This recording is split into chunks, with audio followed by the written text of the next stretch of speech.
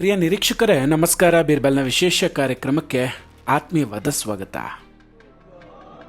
जिस तरह से केले के पत्ते लगाए गए हैं, जिस तरह से बंधनवार बताए गए हैं और जो तमाम सारे जो श्रद्धालु हैं वो प्रधानमंत्री नरेंद्र मोदी के আমি শুভেন্দু অধিকারী ঈশ্বরের নামে শপথ করিতেছি যে বিধি দ্বারা স্থাপিত ভারতের সংবিধানের প্রতি আমি অকৃত্রিম নিষ্ঠা ও আনুগত্য পোষণ করিব. ಇದು ದಶಕಗಳೇ ಕಳೆದರೂ ಕೂಡ ಮರೆಯೋಕ್ಕಾಗದಂತಹ ದೃಶ್ಯಗಳು ವೀಕ್ಷಕರೇ. ಮೇ 9ನೇ ತಾರೀಕು 2026 ಸುವೇಂದು ಅಧಿಕಾರಿ ಅವರು ಬಂಗಾಳದ ನೂತನ ಮುಖ್ಯಮಂತ್ರಿಯಾಗಿ ಪ್ರಮಾಣ ವಚನ ಸ್ವೀಕರಿಸಿದಂತಹ ದಿನ. ಇಡೀ ದೇಶದ ಕಣ್ಣು ಈ ಸಮಾರಂಭದ ಮೇಲಿತ್ತು. ಯಾಕಂದರೆ ಬಂಗಾಳದಲ್ಲಿ ಒಂದು ದೊಡ್ಡ ರಾಜಕೀಯ ಬದಲಾವಣೆಯ ಗಾಳಿ ಬೀಸ್ತಾ ಇತ್ತು. ಆದರೆ ಈ ಶುಭ ಸಮಾರಂಭದ ನಡುವೆ ಒಂದು ವಿಡಿಯೋ ಸೋಷಿಯಲ್ ಮೀಡಿಯಾದಲ್ಲಿ ಬೆಂಕಿಯಂತೆ ಹರಡೋದಕ್ಕೆ ಶುರುವಾಗುತ್ತೆ. ಬಂಗಾಳದ ಒಬ್ಬ ಮುಸ್ಲಿಂ ಮಹಿಳಾ IPS ಅಧಿಕಾರಿ ಪ್ರಧಾನಿ ನರೇಂದ್ರ ಮೋದಿ ಅವ್ರಿಗೇನೆ ಅವಮಾನವನ್ನು ಮಾಡ್ತಾರೆ. ಅದು ಕೂಡ ಕರ್ತವ್ಯದಲ್ಲಿರುವಾಗಲೇ. ಆ ಅಧಿಕಾರಿ ಬೇರೆ ಯಾರೂ ಅಲ್ಲ, ಪಶ್ಚಿಮ ಬಂಗಾಳದ ಮೊದಲ ಮುಸ್ಲಿಂ ಮಹಿಳಾ IPS ಅಧಿಕಾರಿ ಪಾಪಿಯಾ ಸುಲ್ತಾನಾ. ಛೆ, ಪ್ರಧಾನಿ ಮೋದಿಯವರಲ್ಲಿ ಈ ಅಧಿಕಾರಿಯಲ್ಲಿ ಮೋದಿಜಿಗೆ ಈ ಅಧಿಕಾರಿ ಅದ್ಯಾವ ರೀತಿ ಅವಮಾನ ಮಾಡಿದ್ರು, ಏನು ನಡೀತು ಆ ದಿನ? ಈ ಪಾಪಿಯಾ ಸುಲ್ತಾನಳ ಅಹಂಕಾರವನ್ನು ವಿಡಿಯೋ ಸಮೇತ ನಿಮ್ಮ ಮುಂದಿಡ್ತೀವಿ. ಅದಕ್ಕೂ ಮುನ್ನ ನೀವಿನ್ನೂ ನಮ್ಮ ಬೀರ್ಬಲ್ ಚಾನಲನ್ನು ಸಬ್ಸ್ಕ್ರೈಬ್ ಮಾಡಿಲ್ಲ ಅಂದರೆ ಈ ಕೂಡಲೇ ಸಬ್ಸ್ಕ್ರೈಬ್ ಮಾಡಿ ಹಾಗೂ ಬೆಲ್ ಐಕಾನನ್ನು ಕ್ಲಿಕ್ ಮಾಡಿ. ವೀಕ್ಷಕರೇ, ಈ ಇಡೀ ಕತೆ ಶುರುವಾಗೋದಕ್ಕೂ ಮೊದಲು ಒಂದು ವಿಡಿಯೋ ಇದೆ, ಅದನ್ನೊಮ್ಮೆ ನೋಡಿಬಿಡಿ.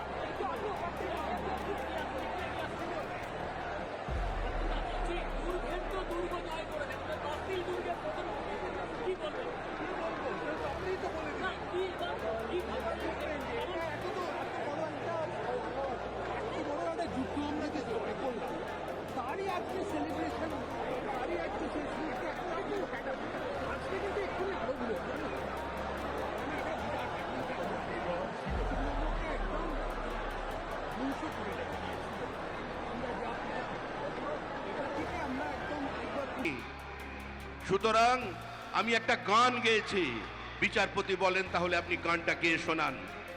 সেদিনের অপ্রাপ্ত বয়স্ক মাখনলাল সরকার সেই গানটি গেয়ে শোনান এবং তারপর বিচারপতি নির্দেশ দেয় দিল্লি পুলিশকে যে একে ফার্স্ট ক্লাস কামরা করে এর বাড়ি পর্যন্ত পৌঁছে দাও এবং 100 টাকা দাও রাস্তায় যাতায়াতের জন্য। আজকে সেই মাখনলাল সরকার আমাদের মধ্যে আছেন, প্রধানমন্ত্রী তাকে সম্বোধন করবেন। ಮಾಖನ್ಲಾಲ್ ಸರ್ಕಾರ ಜೋ ಶ್ಯಾಮಾ ಪ್ರಸಾದ್.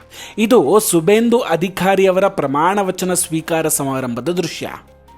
ಇಲ್ಲಿ VIP ಲೇನ್ನಲ್ಲಿ ಅತ್ಯಂತ ಆರಾಮದಾಯಕವಾಗಿ ಸೋಫಾದ ಮೇಲೆ ಕುಳಿತುಕೊಂಡಿರುವಂತಹ IPS ಅಧಿಕಾರಿಯೇ ಪಾಪಿಯಾ ಸುಲ್ತಾನಾ. ತುಂಬ ಸುಸ್ತಾಗಿರ್ಬೋದು ಪಾಪ. VIP ಆಸನದಲ್ಲಾದರೂ ಕೂತ್ಕೊಂಡ್ಲಿ, ಎಲ್ಲಾದರೂ ಕೂತ್ಕೊಂಡ್ಲಿ. ಆದರೆ ಕಾಕಿ ಬಟ್ಟೆ ಹಾಕ್ಕೊಂಡು ಸಂವಿಧಾನದ ಅಡಿಯಲ್ಲಿ ಕೆಲಸ ಮಾಡ್ತಿರುವಾಗ ದೇಶದ ಪ್ರಧಾನಿಯವರು ವೇದಿಕೆ ಮೇಲೆ ಆಗಮಿಸಿದ್ರೂ ಕೂಡ ಹೀಗೆ ಮಹಾರಾಣಿಯಂತೆ ಕುತ್ಕೊಂಡಿದ್ದು ಎಷ್ಟರ ಮಟ್ಟಿಗೆ ಸರಿ? ಪ್ರಧಾನಿ ಮೋದಿಯವರು ವೇದಿಕೆ ಮೇಲೆ ಬರ್ತಿರುವಾಗ ಅಲ್ಲಿದ್ದ ಪ್ರತಿಯೊಬ್ಬರೂ ಕೂಡ ಹಿರಿಯ BJP ನಾಯಕರಿಂದ ಹಿಡಿದು ಸಾಮಾನ್ಯ ಕಾರ್ಯಕರ್ತರವರೆಗೂ ಗೌರವಯುತವಾಗಿ ಎದ್ದು ನಿಲ್ತಾರೆ. ಆದರೆ ಈ ಪಾಪಿಯಾ ಸುಲ್ತಾನ ಮಾತ್ರ ಒಂದೇ ಒಂದು ಚೂರು ಅಲ್ಗಾಡಲಿಲ್ಲ. ಕೂತ ಜಾಗದಲ್ಲೇ ಗಡತ್ತಾಗಿ ಕೂತ್ಬಿಟ್ಟಿದ್ರು. ಮುಸ್ಲಿಂ ಅಧಿಕಾರಿಯಾಗಿರೋ ಪಾಪಿಯಾಗೆ ಪ್ರಧಾನಿಯವರ ಬಗ್ಗೆ ಗೌರವ ಇದೆಯೋ ಇಲ್ವೋ, ಇರಲಿ ಅಥವಾ ಇಲ್ಲದೆ ಇರಲಿ, ಅದು ನಮಗೆ ಸಂಬಂಧಿಸಿಲ್ಲ. ಆದರೆ ಒಬ್ಬ ಉನ್ನತ ಶ್ರೇಣಿಯ ಅಧಿಕಾರಿಯಾಗಿ ಕನಿಷ್ಠ ಶಿಷ್ಟಾಚಾರವನ್ನು ಪಾಲಿಸಬೇಕಾಗಿತ್ತು. ಆದರೆ ಅದೆಲ್ಲ ಎಲ್ಲಿ ಬರಬೇಕು? ಸಂಸ್ಕಾರ ಅನ್ನೋದು ಮನೆಯಿಂದ ಅಲ್ವೇ ಮೊದಲು ಕಲಿಬೇಕಾಗಿದ್ದು. ಇದೇ ಪ್ರಧಾನಮಂತ್ರಿ ನರೇಂದ್ರ ಮೋದಿ ಅವರು ಕಸ ಗುಡಿಸೋರಿಂದ ಹಿಡಿದು ಕೂಲಿ ಕಾರ್ಮಿಕರವರೆಗೂ ಕೂಡ ಕೈ ಮುಗಿದು ನಮಸ್ಕರಿಸ್ತಾರೆ. ಆದರೆ ಪಾಪಿಯ ಸುಲ್ತಾನ ಹಿರಿಯ ನಾಯಕರು ಅಲ್ಲಿಂದ ಹಾದು ಹೋಗೋದಕ್ಕೆ ಅಥವಾ ಕುಳಿತುಕೊಳ್ಳೋದಕ್ಕೆ ಕೂಡ ಜಾಗ ಬಿಟ್ಟುಕೊಡದೆ ಅಹಂಕಾರ ಮೆರೀತಾರೆ. ಒಬ್ಬ IPS ಅಧಿಕಾರಿಯಿಂದ ಇಂತಹದ್ದೊಂದು ವರ್ತನೆಯನ್ನು ಯಾರೂ ಎಕ್ಸ್ಪೆಕ್ಟ್ ಮಾಡಿರಲಿಲ್ಲ. ಅಷ್ಟಕ್ಕೂ ಇವ್ರ ಹಿನ್ನೆಲೆ ಏನು ಗೊತ್ತೇ?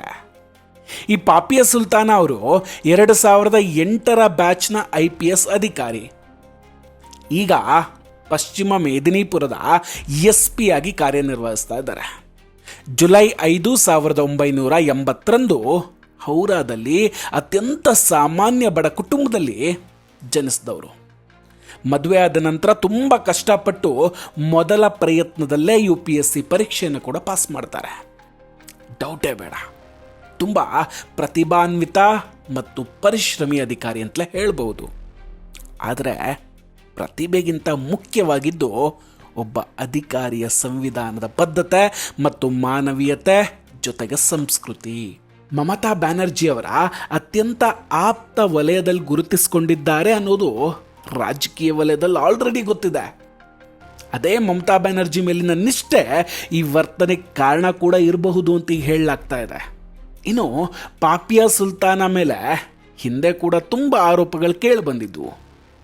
ಅವರ ವೃತ್ತಿ ಜೀವನದ ಮೇಲೆ ಒಂದು ದೊಡ್ಡ ಕಪ್ಪು ಚುಕ್ಕೆಯಾಗಿ ಉಳಿದಿರೋದು ಸಂದೇಶ್ ಖಾಲಿ ಪ್ರಕರಣ. ಸಂದೇಶ್ ಖಾಲಿ ಸಂತ್ರಸ್ತ ಮಹಿಳೆ ತಮ್ಮ ಮೇಲೆ ನಡೆದಂತಹ ಅನ್ಯಾಯದ ಬಗ್ಗೆ ದೂರು ನೀಡೋದಕ್ಕೆ ಹೋದರೆ ಕೆಟ್ಟದಾಗಿ ಅವ್ರ ಜೊತೆ ವರ್ತಿಸ್ತಾರೆ. ಒಬ್ಬ ಹೆಣ್ಣಾಗಿ ಸಂತ್ರಸ್ತ ಮಹಿಳೆಯರಿಗೆ ಸಾಂತ್ವನ ಹೇಳುವ ಬದಲು ನಿಮ್ಮ ಮೇಲೆ ಅತ್ಯಾಚಾರ ಹೇಗೆ ನಡೀತು, ಯಾವಾಗ ನಡೀತು, ಎಲ್ಲಿ ನಡೀತು ಅಂತ ಸಂತ್ರಸ್ತೆಯರನ್ನೇ ಮಾನಸಿಕವಾಗಿ ಹಿಂಸೆ ಕೊಡುವ ಪ್ರಶ್ನೆಯನ್ನು ಕೇಳ್ತಾರೆ. ಇದೆಲ್ಲ ಬಿಡಿ, ಅತ್ಯಾಚಾರ ಆಗಿದ್ದಕ್ಕೆ ಸಾಕ್ಷಿ ಏನಿದೆ ತಗೊಂಡು ಬನ್ನಿ ಅಂತ ಹೇಳಿ ಕಳಿಸಿದ್ರಂತೆ.